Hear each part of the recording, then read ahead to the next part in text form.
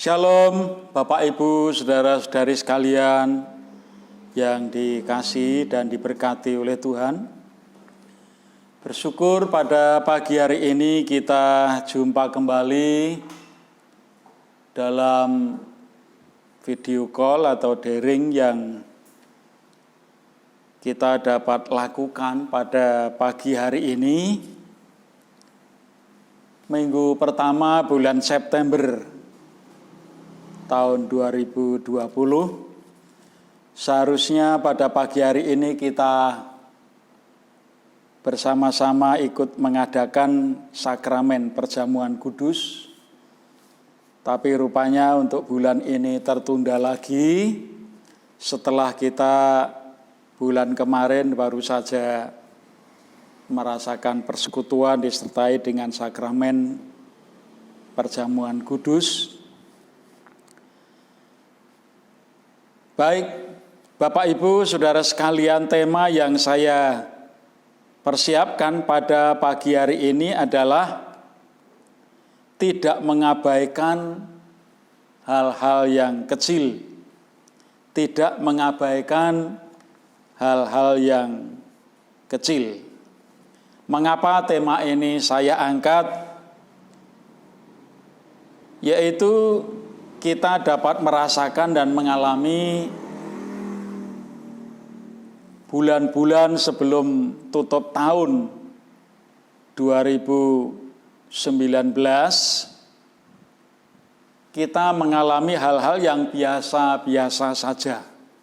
Tetapi memasuki tahun 2020, mendadak sontak sejarah perjalanan pelayanan kita bersama itu bisa jauh berbeda karena adanya virus pandemi. Dan ini dialami oleh semua kalangan anak-anak Tuhan, baik yang ada di kota-kota besar sampai kepada yang ada di daerah-daerah di pedesaan. Bapak Ibu, saudara sekalian, tema yang saya persiapkan pada pagi hari ini tidak mengabaikan hal-hal yang kecil.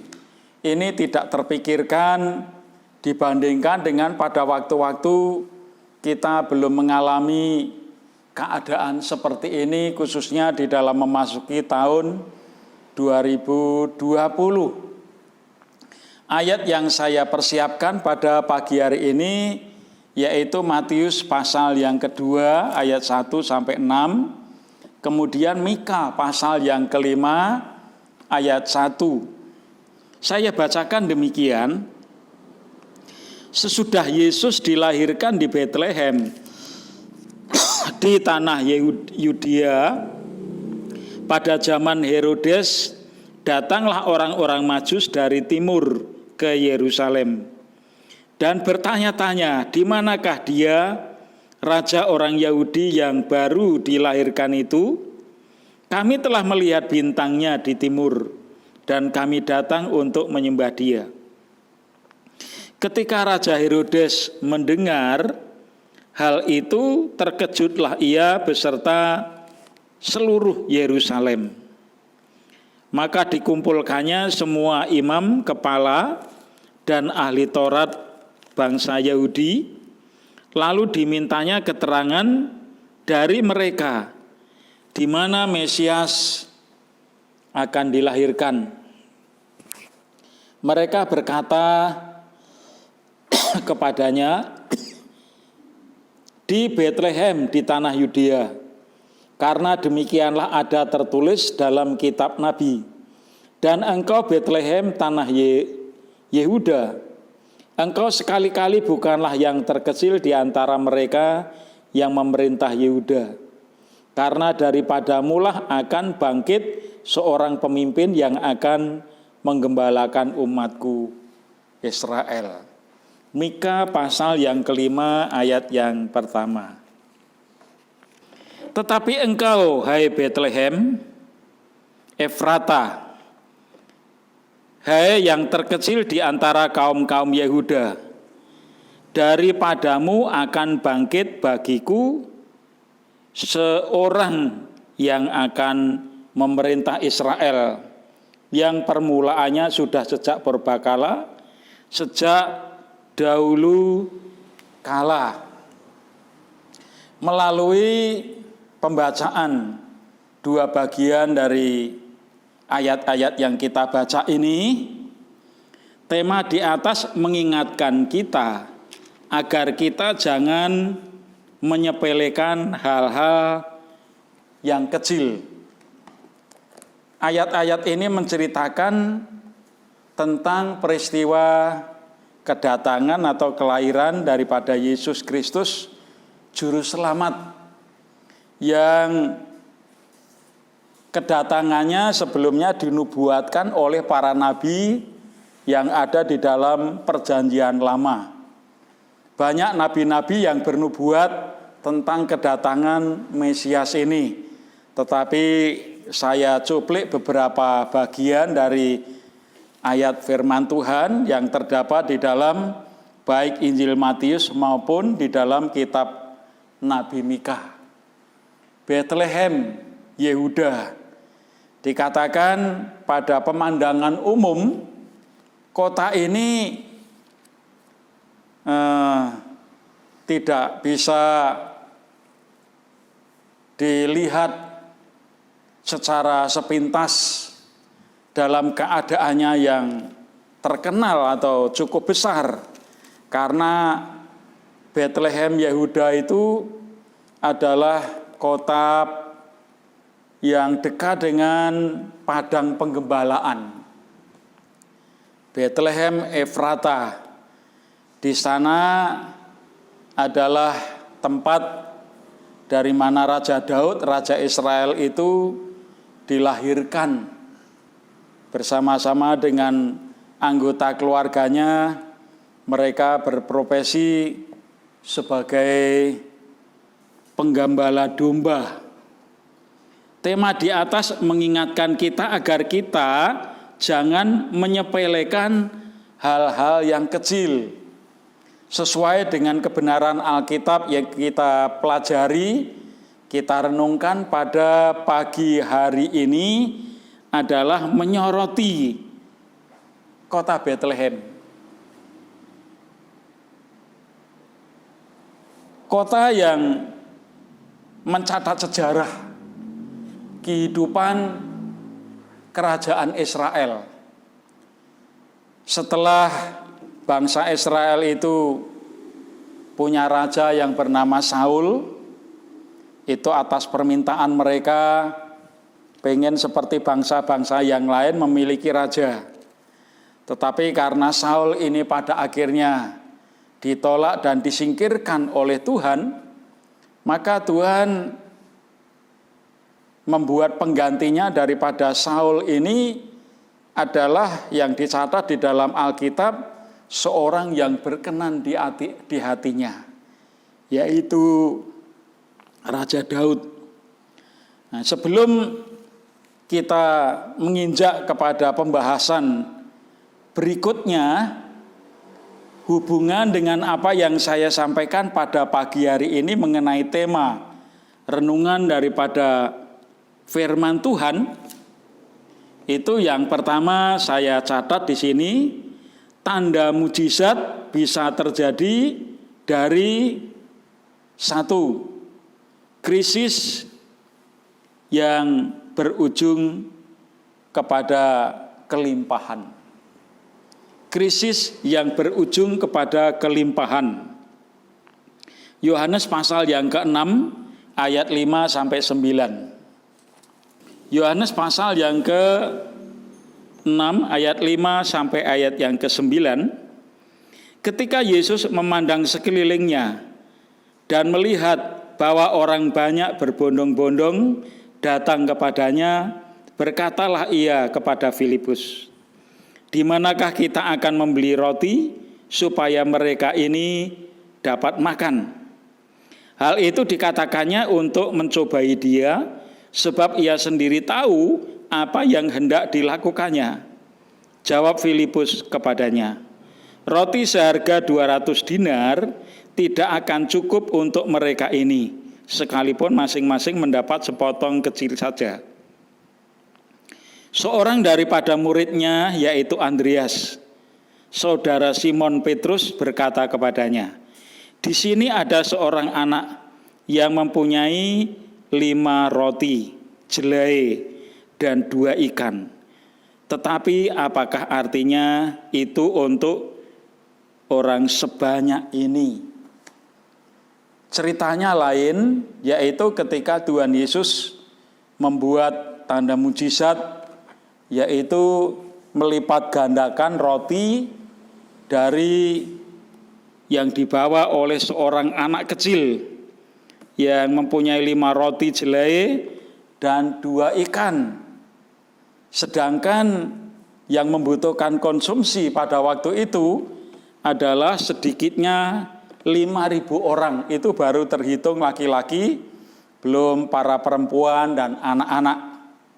Dikatakan oleh murid-murid yang pada waktu itu diwakili oleh Filipus dan Andreas, mengatakan bahwa 200 dinar uang untuk membeli roti tidak cukup untuk orang yang sebanyak itu.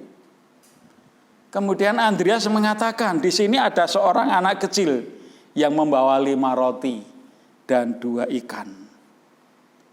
Kalau kita secara nalar, dari apa yang ada pada mereka, memang itu tidak sebanding dengan kebutuhan yang harus dipenuhi oleh orang yang sebanyak itu. Tetapi Tuhan Yesus tahu apa yang Ia akan lakukan. Karena Tuhan Yesus berkata kepada baik Filipus maupun Andreas yang pada waktu itu mewakili murid-murid yang lain, ya, dalam percakapan itu Tuhan Yesus sebetulnya tahu apa yang Ia akan lakukan, hanya pada waktu itu hendak menguji mereka. Dengan 200 dinar, dikatakan adalah kalkulasi yang lebih besar yang dikemukakan oleh Filipus pada waktu itu. Tidak mungkin dengan 5.000 orang sedikitnya mereka bisa makan. Terus Andreas mengajukan pernyataan pada waktu itu, di sini ada seorang anak kecil yang membawa 5 roti dan 2 ikan. Tuhan Yesus berkata kepada mereka, "Bawa roti dan ikan itu kepadaku." Dan Tuhan Yesus membuat mujizat sehingga dari sekian banyak orang mereka bisa makan dan mereka bisa menjadi kenyang. Itu tanda krisis yang berujung kepada kelimpahan, ya. Yohanes pasal yang ke-6 ayat 5 sampai 9, ayat 11 sampai ayat yang ke-13. Selanjutnya poin yang kedua, ketakutan diakhiri dengan kemenangan. Ini saya berikan contoh di dalam Alkitab, ya, karena situasinya memang berbeda. Tetapi pelaku yang membuat mujizat adalah sama, yaitu Tuhan sendiri. Di dalam Hakim-Hakim pasal yang ke-7, ayat 1 sampai dengan ayat yang ke-7. Hakim-Hakim pasal yang ke-7, ayat 1 sampai dengan ayat yang ke-7, dikatakan di sana bahwa satu saat orang Israel karena perbuatan jahat yang mereka lakukan, mereka dihimpit oleh musuh mereka. Hakim-Hakim pasal yang ke-7 ayat 1 sampai dengan ayat yang ke-7 itu adalah menceritakan bagaimana Gideon bersama-sama dengan bala tentara orang Israel itu disuruh oleh Tuhan untuk menghadapi musuhnya, yaitu orang-orang yang ada di antara mereka, yaitu musuh mereka. Itu adalah berbicara mengenai Gideon mengusir orang-orang Midian, bahkan mengalahkan mereka. Tadinya Gideon itu hanya merekrut kira-kira 22.000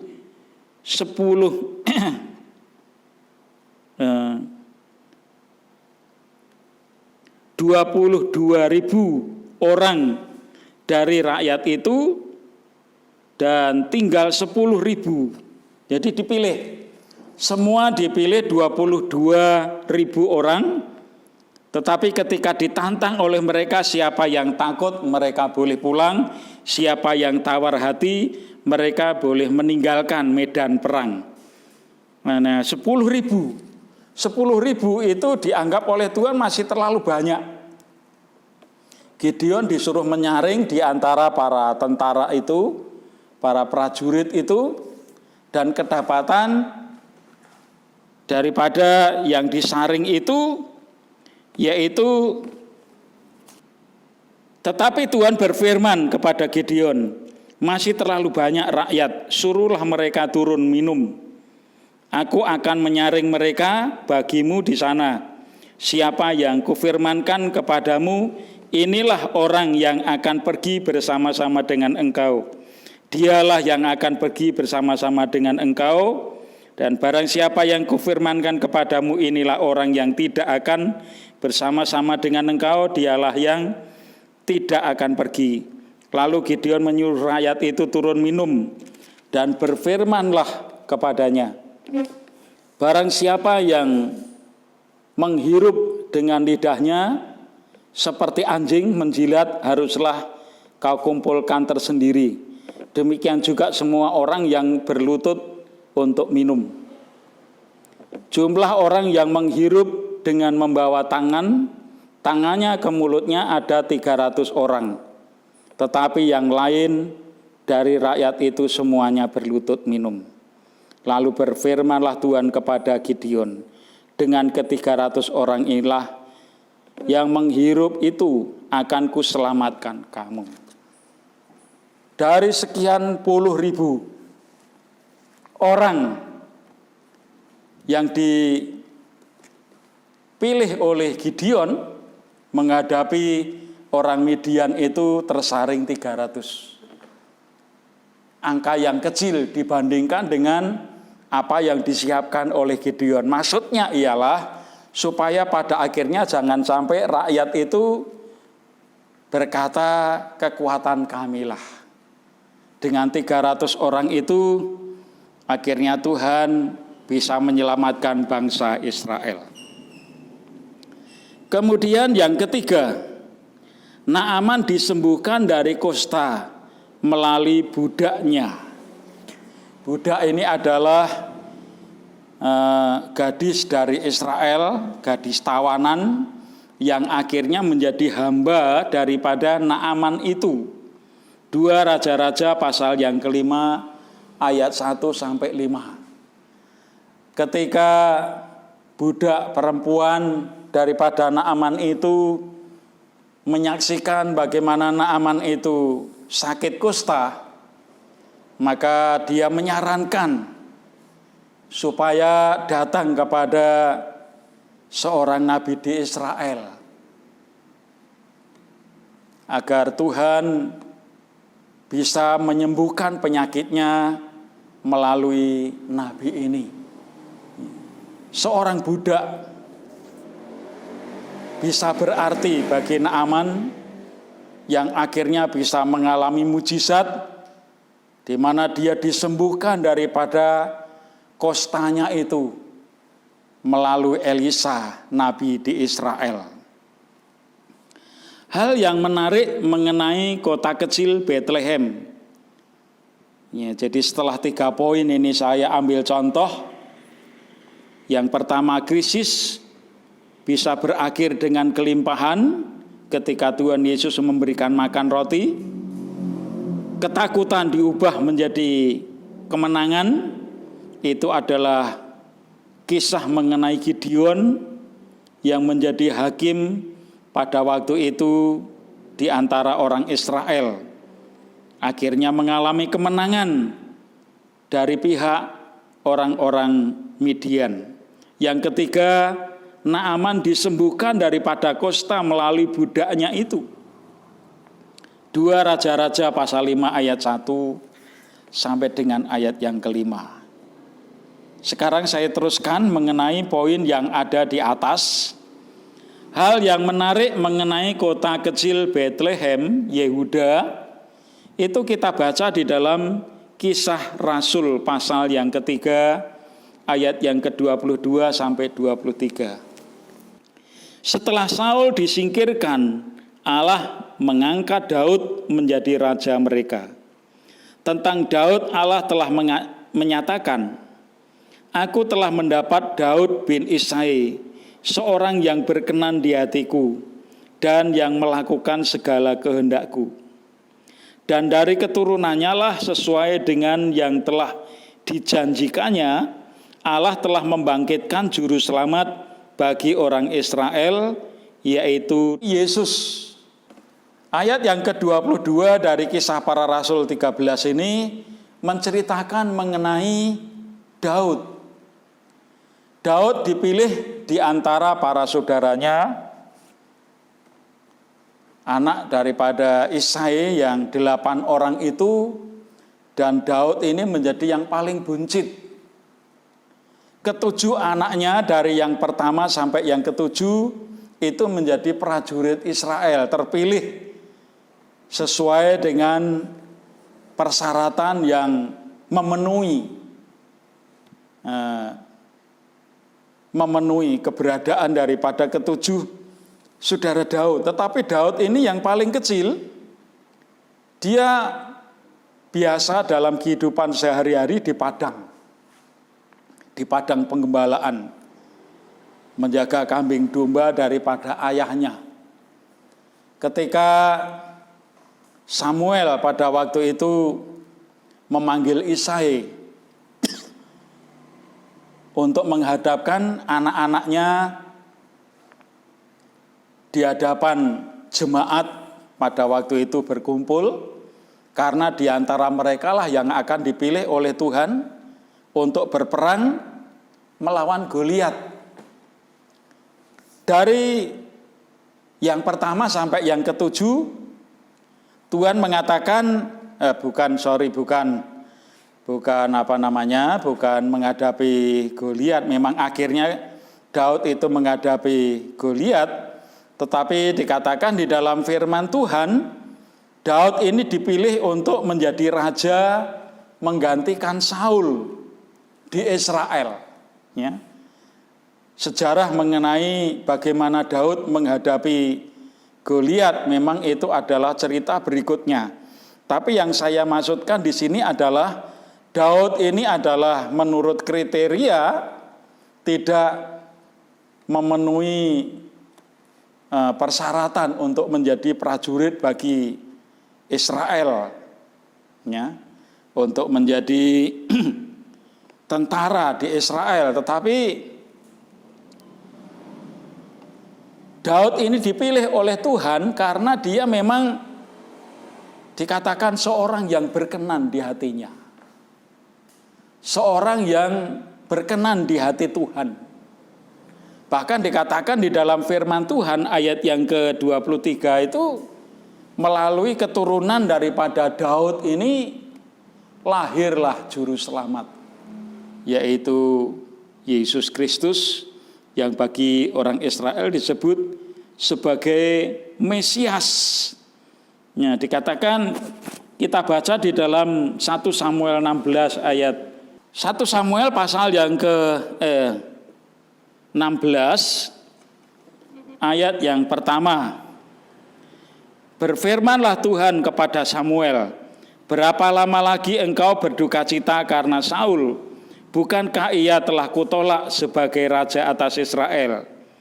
Isilah tabung tandukmu dengan minyak dan pergilah. Aku mengutus engkau kepada Isai, orang Bethlehem itu, sebab di antara anak-anaknya telah kupilih seorang bagiku untuk menggantikan Saul," maksudnya. Ya, Bapak Ibu, saudara sekalian, Daud terpilih atas kriteria bukan pendapat daripada Samuel yang pada waktu itu melihat ketika anak-anak Isai itu ditampilkan dari yang paling sulung sampai kepada anak yang paling muda yaitu nomor 7. Ya, barangkali ini yang dipilih oleh Tuhan. Tetapi Tuhan berkata, dari ketujuh orang ini tidak ada yang terpilih bagiku untuk menjadi pemimpin di Israel. Kemudian ini Samuel berkata kepada Isai, ini semuakah anakmu? Dan Isai itu berkata, masih ada satu di padang menjaga kambing domba. Maka Samuel berkata, panggillah anakmu itu.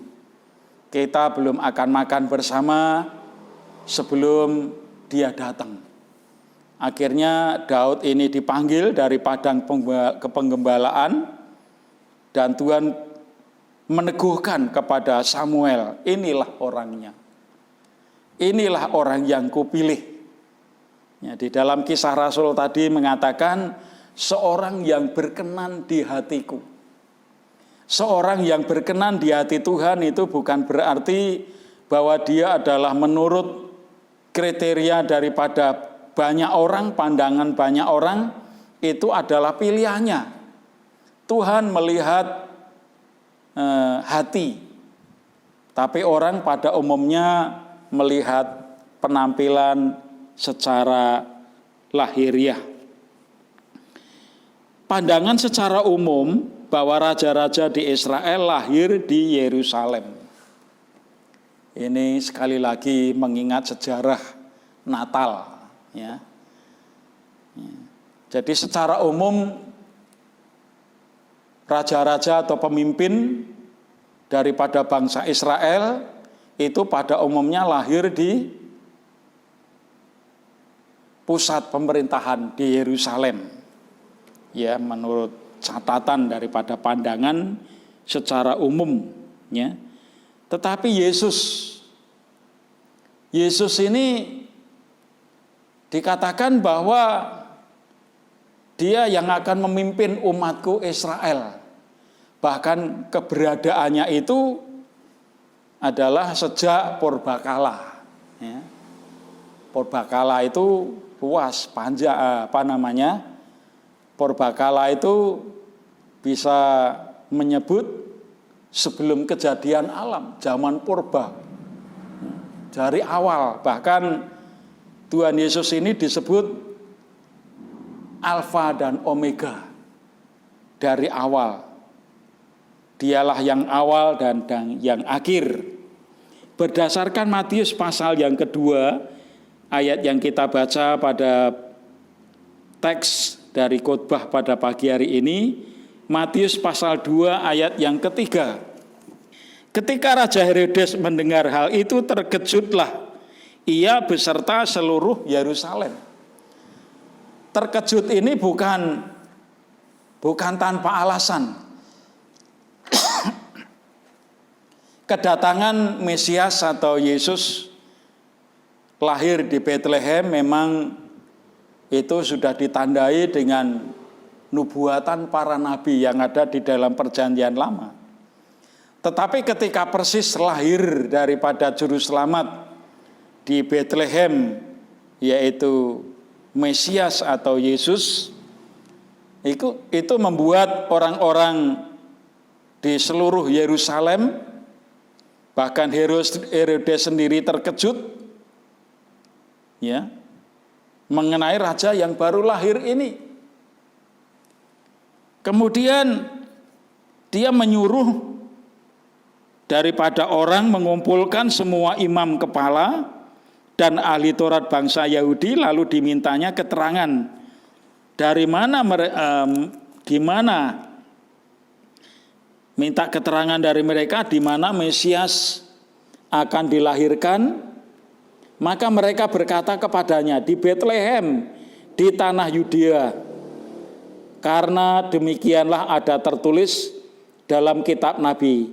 Dan engkau Betlehem, tanah Yehuda, engkau sekali-kali bukanlah yang terkecil di antara mereka yang memerintah Yehuda. Karena daripadamu lah akan bangkit seorang pemimpin yang akan menggembalakan umatku Israel. Para pemimpin agama Yahudi, ahli-ahli Taurat dan orang-orang Farisi memang paham tentang nubuatan para nabi. Tahu itu tidak menjadi jaminan. Mengerti dan itu tidak menjadi jaminan bagi mereka untuk percaya. Tahu di mana persisnya Mesias itu akan lahir, tapi dalam waktu yang sama mereka menolak.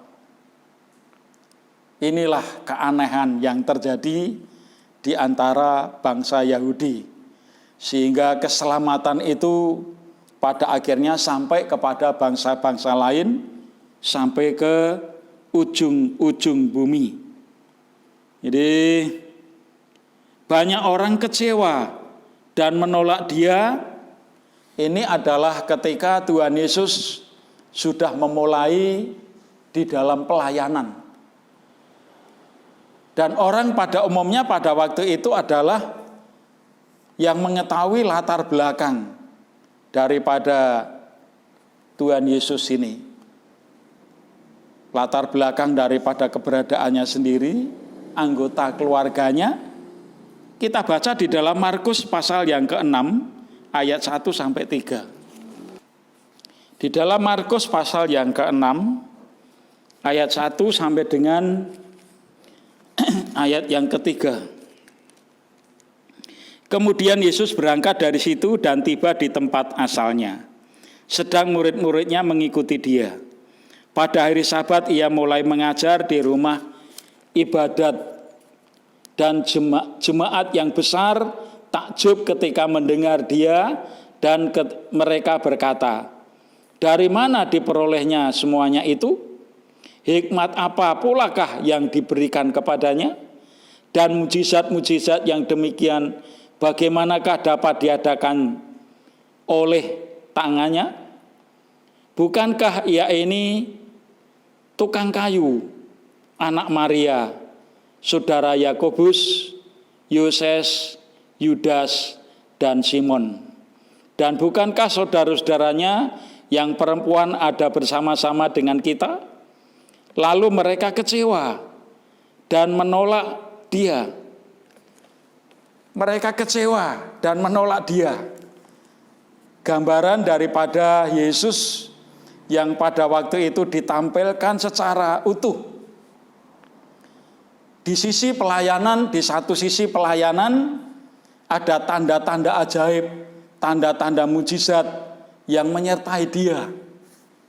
Tetapi dalam kehidupan sehari-hari, Bapak Ibu Saudara sekalian yang dikasihi oleh Tuhan, di tengah-tengah keluarga yang dari Yusuf, secara tradisi mengatakan bahwa Yusuf itu mati muda setelah Yesus itu lahir, dan beberapa orang pada akhirnya menjadi anggota keluarga di situ.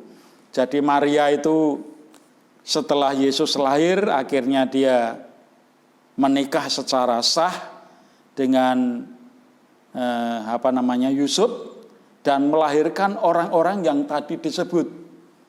Dan pada waktu itu Yesus juga disebut, bukankah Dia ini tukang kayu? Orang pada mengerti pada umumnya yang jadi tukang kayu itu adalah bapa di dalam keluarga itu, yaitu Yusuf. Tapi saya katakan tadi bahwa secara tradisi mengatakan bahwa Yusuf ini mati muda. Sehingga Tuhan Yesus pada waktu itu, yang pada waktu itu notabene menjadi anggota keluarga Maria, menjadi pengganti daripada ayahnya. Dan Dia dikatakan menjadi tukang kayu. Sederhana. Inilah yang membuat orang-orang mulai kecewa, mulai melihat Dia. Orang bisa menghargai, bahkan memuji seseorang daripada pamornya, pangkatnya, kedudukannya, latar belakang kehidupannya. Tetapi ketika orang-orang pada umumnya pada waktu itu di sekitar kehidupan daripada Tuhan Yesus mengerti secara benar keberadaan yang sesungguhnya, mereka kecewa. Mereka kecewa. Ya. Firman Tuhan mengatakan, berbahagialah orang yang tidak kecewa. Berbahagialah orang yang tidak kecewa dan menolak dia. Matius pasal 11 ayat yang kedua sampai dengan ayat yang ke-6. Di dalam penjara, Yohanes mendengar tentang pekerjaan Kristus. Lalu menyuruh murid-muridnya bertanya kepadanya, "Engkaukah yang akan datang itu, atau haruskah kami menantikan orang lain?" Yesus menjawab mereka, "Pergilah dan katakanlah kepada Yohanes apa yang kamu dengar dan kamu lihat. Orang buta melihat, orang lumpuh berjalan, orang kusta menjadi tahir, orang tuli mendengar, orang mati dibangkitkan, dan kepada orang miskin diberitakan kabar baik. Dan berbahagialah orang yang tidak menjadi kecewa dan menolak aku." Di dalam menghadapi masa-masa yang sekarang ini, bahkan kita bisa melihat karya daripada Tuhan yang dikerjakan seiring dengan adanya situasi yang terjadi hari-hari ini. Tuhan memberkati kita sekalian. Mari kita datang di dalam doa. Bapa kami yang ada di surga, ketika kurang lebih 8 bulan yang lalu kami belum merasakan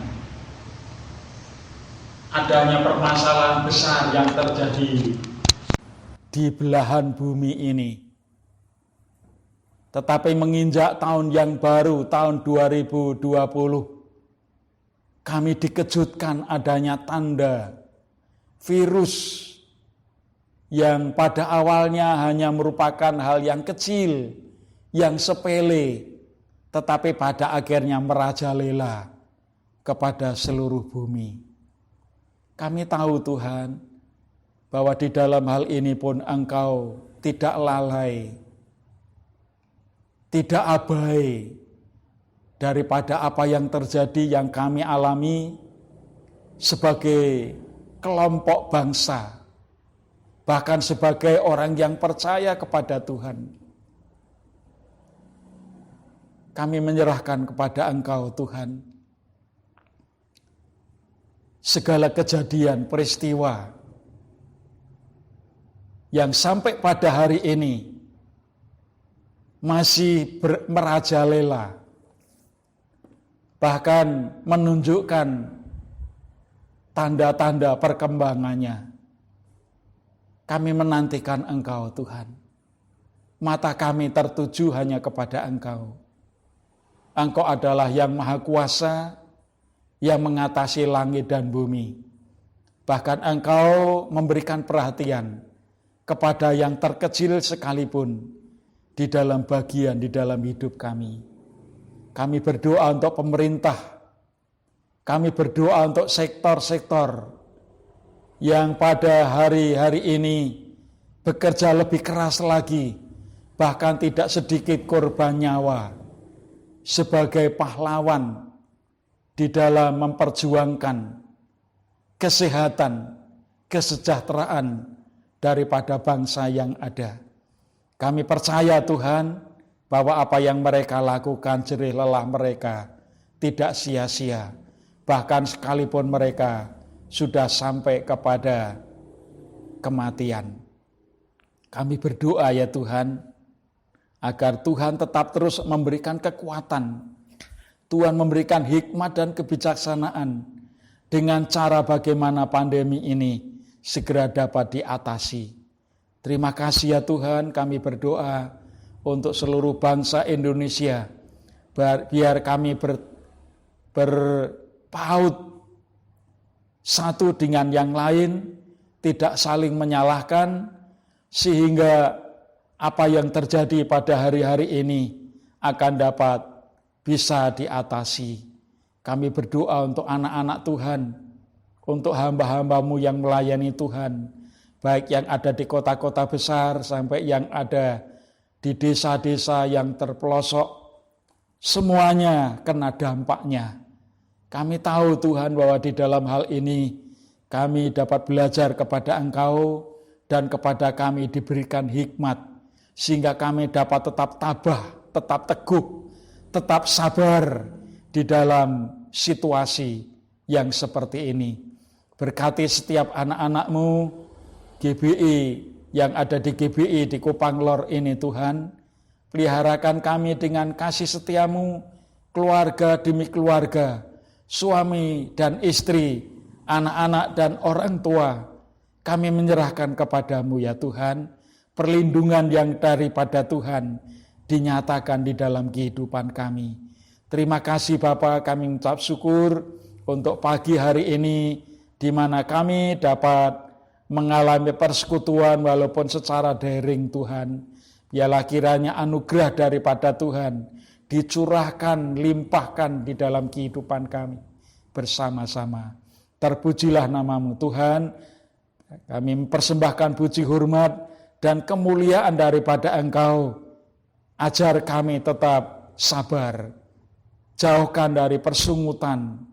Jauhkan kami dari mengomel. Jauhkan daripada kami tawar hati. Jauhkan daripada kami persungutan. Dan semuanya itu diganti dengan ucapan syukur. Bahwa di dalam kesemuanya ini Tuhan tidak akan pernah tinggal diam di dalam menjaga dan melindungi kami sekalian. Pada akhirnya Bapak Ibu Saudara sekalian yang dikasihi oleh Tuhan, terimalah berkat daripada Allah Bapa, kasih di dalam nama Tuhan Yesus Kristus, serta persekutuan dengan Roh Kudus, menjaga dan melindungi kita sekalian, mulai saat hari ini sampai selama-lamanya. Allah yang berjanji adalah Allah yang setia, maka Dia juga menggenapi janjinya dan menggenapi di dalam kehidupan kami semua yang percaya kepadanya. Terima kasih di dalam nama Tuhan Yesus Kristus. Haleluya. Amin.